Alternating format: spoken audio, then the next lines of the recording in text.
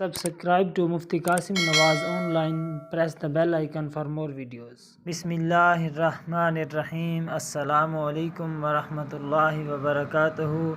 سامعین عزیز وقار، نماز میں اعوذ باللہ من الشیطان الرجیم اور بسم اللہ الرحمن الرحیم کب کب پڑھنا چاہیے اور ان کا پڑھنا کب سنت ہے، کب واجب ہے اور کہاں کہاں پر مستحب ہے، اس مسئلہ کو سمجھ لینے سے انشاءاللہ عز و جل بہت زیادہ فائدہ حاصل ہوگا۔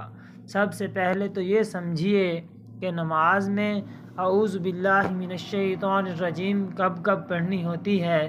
اس حوالہ سے یاد رکھیے کہ جب بھی آپ کوئی نماز شروع کریں، چاہے وہ فرض نماز ہو، چاہے واجب ہو یا سنت ہو، یا چاہے وہ نفل نماز ہی کیوں نہ ہو، ہر نماز کی پہلی رکعت میں تکبیر تحریمہ کے بعد سب سے پہلے ثنا پڑھنی ہوتی ہے۔ ثنا پڑھ لینے کے بعد پھر اعوذ باللہ من الشیطان الرجیم، اس کے بعد پھر بسم اللہ الرحمن الرحیم، پھر سورۃ فاتحہ پڑھیں گے۔ اب پہلی رکعت اس طرح سے مکمل ہو جائے گی۔ پہلی رکعت میں ثنا پڑھنے کے بعد جب آپ اعوذ باللہ من الشیطان الرجیم پڑھ چکے ہیں، اس کے بعد پھر پوری نماز میں اب چاہے آپ 4 رکعت پڑھ رہے ہوں یا پھر 2 رکعت پڑھ رہے ہیں یا کہ 3 رکعت ادا کر رہے ہیں، جتنی بھی رکعتیں آپ ادا کر رہے ہوں گے، اس میں دوبارہ اعوذ باللہ من الشیطان الرجیم کو اس نماز میں نہیں پڑھیں گے۔ صرف اور صرف تکبیر تحریمہ کے بعد ثنا پڑھ لینے کے بعد پہلی رکعت میں اعوذ باللہ من الشیطان الرجیم کا پڑھنا یہ سنت ہے۔ اس کے علاوہ کسی بھی رکعت میں اعوذ باللہ من الشیطان الرجیم کو نہیں دہرائیں گے۔ تو یہ تو تھا مسئلہ اعوذ باللہ من الشیطان الرجیم کو پڑھنے کا۔ تو اب یہ سماعت کیجئے کہ بسم اللہ الرحمن الرحیم کو نماز میں کب کب پڑھنا ہوتا ہے۔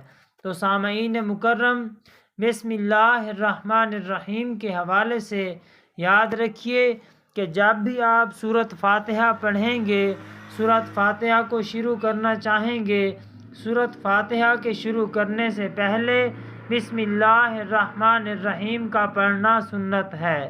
تو اب جب آپ سورۃ فاتحہ پڑھیں گے، سورہ فاتحہ کے شروع کرنے سے پہلے بسم اللہ الرحمن الرحیم کا پڑھنا یہ سنت ہے۔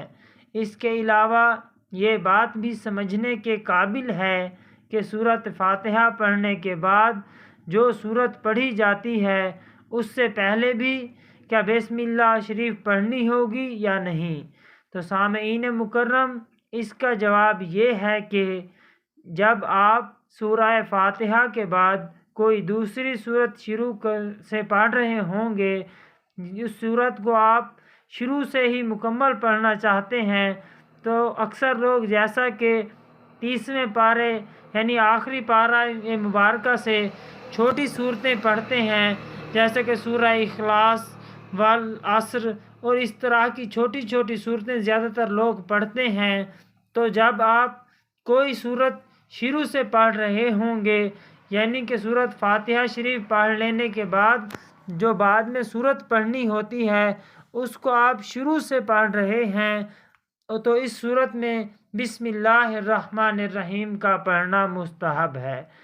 پھر سے سمجھ لیجئے کہ اگر آپ سورہ فاتحہ کے بعد کوئی ایسی صورت پڑھ رہے ہیں جو شروع سے ہے، مثال کے طور پر آپ سورہ اخلاص پڑھ رہے ہیں، آپ قل هو اللہ احد پڑھ رہے ہیں، تو اس سے پہلے بسم اللہ الرحمن الرحیم کا پڑھنا یہ مستحب ہے۔ اب نماز میں جہاں تک سنت اور مستحب پر عمل کرنے کا تعلق ہے وہ یہ ہے کہ اگر آپ سنت اور مستحب کو بھی ادا کر لیتے ہیں تو اس سے آپ کی نماز کا ثواب بڑھ جائے گا۔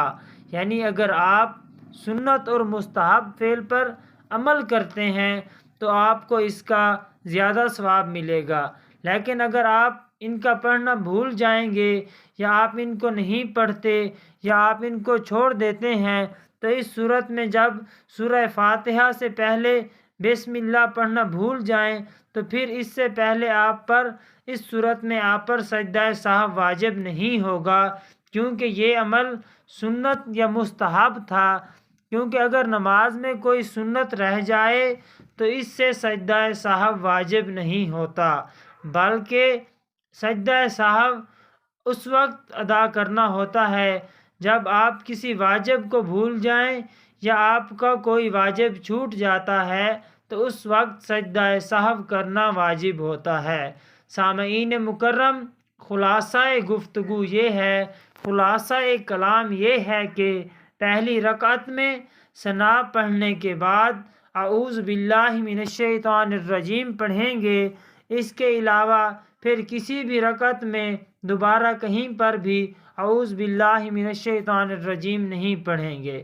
رہی بات بسم اللہ الرحمن الرحیم پڑھنے کی، تو جب بھی آپ سورہ فاتحہ شروع کرنا چاہیں گے، سورہ فاتحہ کے شروع کرنے سے پہلے بسم اللہ الرحمن الرحیم کا پڑھنا یہ سنت عمل ہے۔ تیسری بات یہ کہ سورہ فاتحہ کے بعد اگر کوئی ایسی سورت آپ پڑھ رہے ہیں جو شروع سے ہے تو اس وقت بھی سورہ کے شروع کرنے سے پہلے بسم اللہ الرحمن الرحیم کا پڑھنا یہ مستحب ہے۔ امید ہے آپ کو بات سمجھ آ گئی ہوگی۔ اللہ تعالی ہم سب کو عمل کرنے کی توفیق عطا فرمائے۔ اللہ تعالی ہم سب کا حامی و ناصر ہو، آمین۔ Subscribe to Mufti Qasim Nawaz online. Press the bell icon for more videos.